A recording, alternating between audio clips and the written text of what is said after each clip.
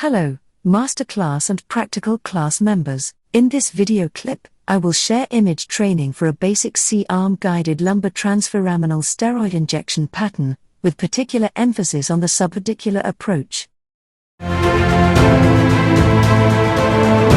Join our masterclass membership today and unlock a treasure trove of knowledge. Benefit from twice-weekly videos, including inspiring lectures, clinical case discussions, and image interpretation insights. Elevate your skills and connect with like-minded doctors. Subscribe now for a brighter professional future. The lumbar spine disc pathology can be subdivided into 4 regions: the central zone, subarticular zone, foraminal zone, and extraforaminal zone.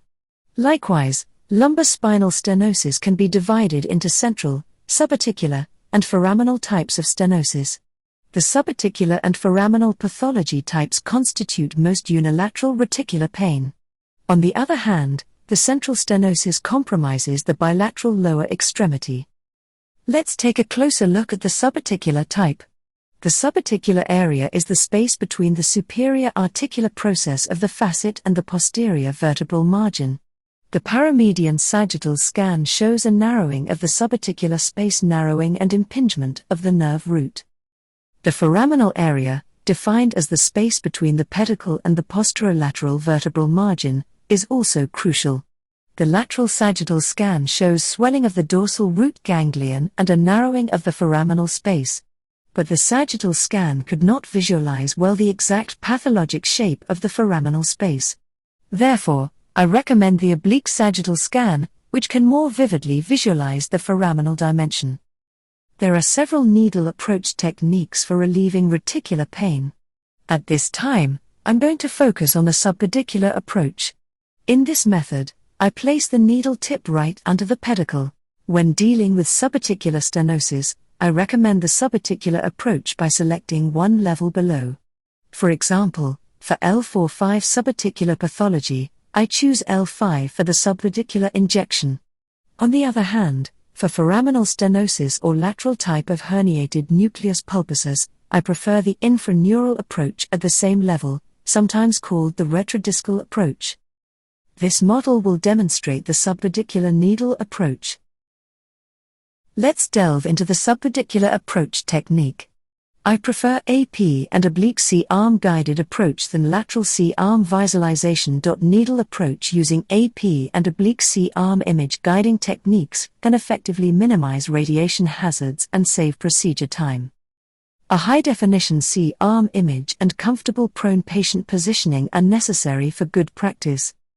After setting the C-arm to the AP view, I adjust the X-ray beam direction to align with the inferior vertebral endplate of the target segment.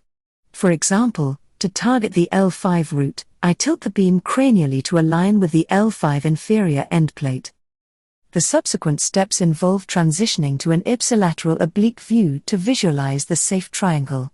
I then carefully advance the needle, relying on both the estimated depth and the tactile feedback from my fingertips to know when I've passed through the muscle layer and reached the ligamentous structure.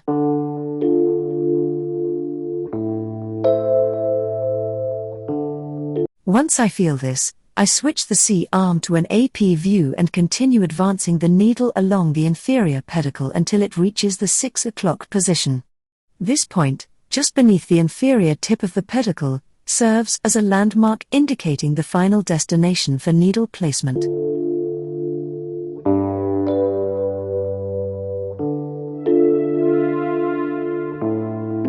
I then shift to a contralateral oblique view to further verify the needle position.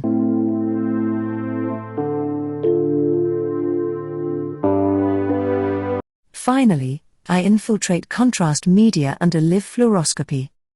If the contrast pattern is good, I inject a steroid mixture.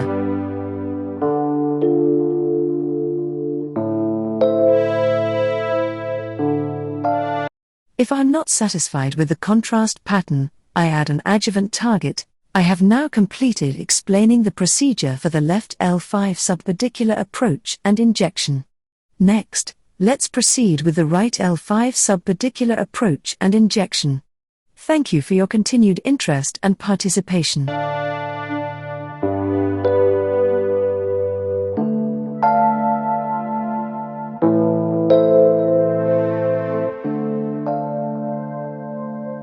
I hope this overview of the procedure has been informative and enjoyable for you.